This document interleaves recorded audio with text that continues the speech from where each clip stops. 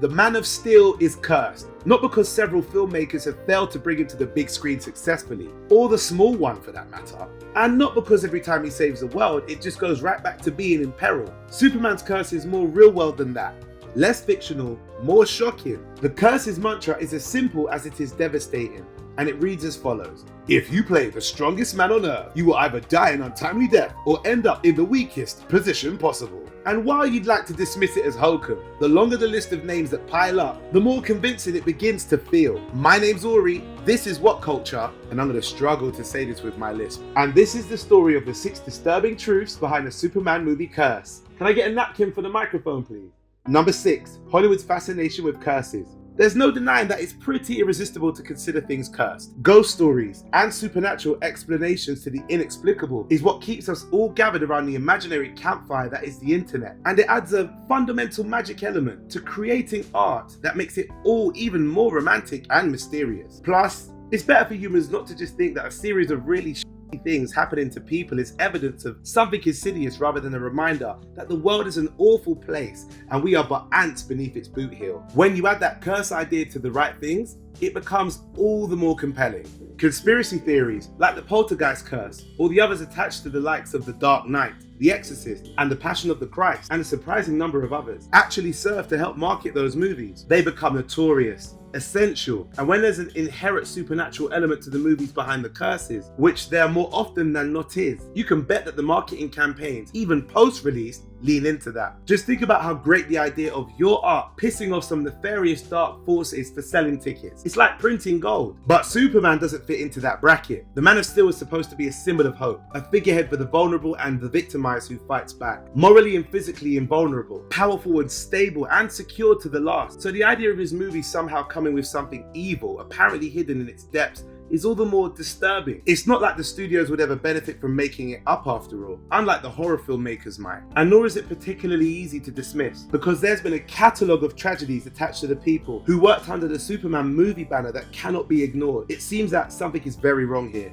Number 5, the birth of the curse. That isn't to say that every Superman actor has been affected. Dean Cain might have seen his notable roles dry up, and Brandon Routh likewise for a good while, but that was more to do with acting ability, and the specific failure of a single movie respectively. Tom Welling, Bob Holliday, and Henry Cavill have all thus far escaped the curse too, though the latter did have the whole moustache issue to work through. However, it's nothing like the same scale of what some of his fellow Superman actors went through though, and it makes sense to start right at the beginning. The birth of the curse is generally associated with one actor, George Reeves, but retrospective focus has also seemingly applied it to earlier actors, and there's now a suggestion that the curse was in fact born out of a dispute between DC Comics and Superman's creators Jerry Siegel and Joe Shuster that poisoned the character out of spite. Somewhat typically of the early days of the industry, the pair were screwed by DC, who held the copyright of the character and inadequately compensated his creators. They sued and were awarded a paltry one-off $60,000 settlement and sent on their way. It took until 1975, almost 30 years after the settlement, for DC to agree to pay the two lifetime pensions of $35,000 a year and give them proper, due credit on the character. But those 30 years of resentment and bile are now pinpointed as the gestation pod for the curse. Whatever the case, the curse's first victims came before Reeves. Bug Collier,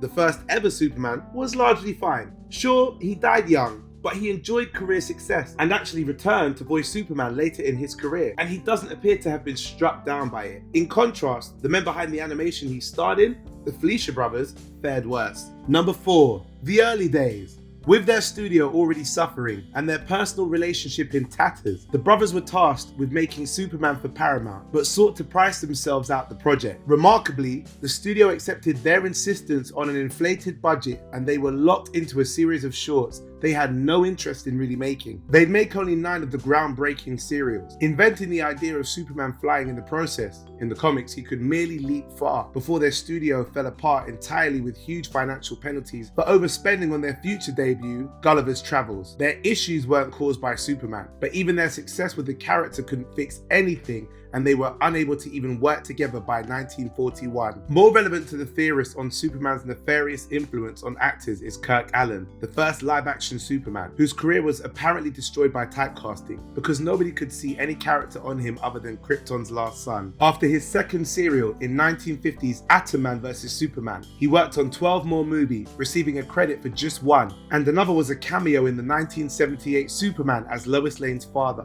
He lived to the age of 88, but he had no real career to speak of after donning the cape, and then came George Reeves. Number 3, the tragic mystery of George Reeves. Reeves' compelling, tragic story began when he played Superman in 1951, kicking off his pained association with the character. Like Allen, he was typecast, limiting his chances of other roles, but the curse took more from him. On June 16, 1959, just days before he was to be married, he was found dead with a gunshot wound to the head with his own Luger beside him. The narrative of the curse was fueled at this point by suspicions around Reeves' death. He had been embroiled in an affair with the wife of MGM executive and Hollywood fixer Eddie Mannix, but ended it to get engaged, which apparently dismayed his former lover. Mannix's first wife had turned up dead just over 20 years before Reeves' death, after filing for divorce and citing her husband's violent abuse of her. She was killed in a car accident, and when the suspicious circumstances of Reeves' death were revealed in 1959, conspiracy theorists had their evidence. Add suggestions of mafia involvement, a string of forced abortions, and unsolved murders leading back to Mannix and the supposed deathbed confession of his wife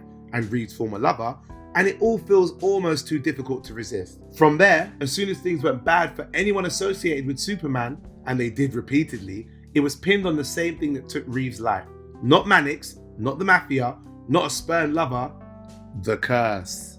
Number 2, the Superman toll. Lee Quigley was the youngest star affected by the curse. He played Kal-El as a baby in 1978's Superman and died at the age of just 14 thanks to solvent abuse. While another Superman actor, Richard Pryor, had his own struggles with substance abuse, he was diagnosed with multiple sclerosis just 3 years after his appearance in Superman 3. He died of a heart attack brought about by smoking at the age of 65. Somewhat more infamously, Superman from the same series of movies, Christopher Reeve, was left paralyzed from the neck down when he was thrown from his horse on May 27, 1955. He died 9 years later from heart failure as a result of his injuries. And while Marlon Brando's appearance in the first Richard Donner film is often held up as a symptom of the project's cursed nature because he was such a source of issues, he also seems to have been struck down by the curse. His son was charged and imprisoned for the fatal shooting of his half-sister's partner and died young at 49 after serving time in prison. His half-sister, Cheyenne, who had lost her child after the death of her lover, killed herself at the age of just 25. Later, the crew responsible for putting together the Superman Returns DVD was said to have absorbed the curse's influence when one was injured falling down some stairs, one was mugged and assaulted, and one smashed into a glass window. In isolation, those events mean very little, but amplified by the dark romanticism of the curse, they seem indicative of something more sinister, and that's far from the limit of the story.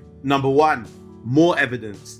There are other considerations too. In the 1960s, John F. Kennedy was to feature in a comic with Superman when the titular star talked up his physical fitness initiatives. He was assassinated with the comic waiting to go to print. Superman 4's Mariel Hemingway's sister took her own life in 1996. Margot Kidder suffered bad neck injuries in a car crash, as well as being diagnosed with bipolar disorder that led to her suicide. Lane Smith, who played Perry White in The New Adventures of Superman, died of Lou Gehrig's disease, and Dana Reeve, wife of Christopher Reeve, died at the age of just 44 from lung cancer in 2006, despite never smoking. The evidence, counted in disturbing human costs, mounts up and up. Professionally and personally, it's less of a tragedy than death, of course, but there are certainly some eye-catching stories. Kate Bosworth, who appeared in Superman Returns, blamed the end of a relationship with Orlando Bloom on the curse quite openly. The stars of Superboy faded into obscurity. Other actors like Mark Pillow, who played Nuclear Man in Superman 4, saw their careers destroyed. But that might have more to do with his lack of acting ability being proven in the role. It's still going on today too. Infamously, Zack Snyder had his own family tragedy, losing his daughter as he was making Justice League. Given the narrative around that film, that seems to have become a footnote, unfortunately. But that doesn't mean that's how it ought to be. Snyder went through unthinkable hell, and there's a case to suggest the curse struck again.